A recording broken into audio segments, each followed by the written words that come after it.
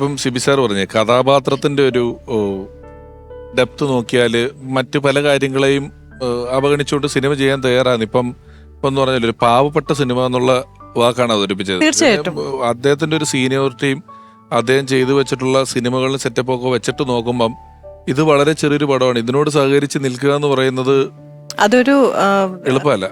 അതൊരു മഹാനായ നടനെ അത് അല്ല, മുരളി അങ്ങനെയാണ്. മുരളി കഥാപാത്രങ്ങൾ ഇഷ്ടപ്പെട്ടു. അതാണ്, അഭിനയിക്കാനുള്ള സാഹചര്യങ്ങൾ എവിടെയുണ്ടോ അതിനെ നഷ്ടപ്പെടുത്താൻ. അതുകൊണ്ട് അതിന് ചിലപ്പോൾ പല കാര്യങ്ങൾക്ക് അദ്ദേഹം വിട്ടുവീഴ്ചകൾ ചെയ്യും.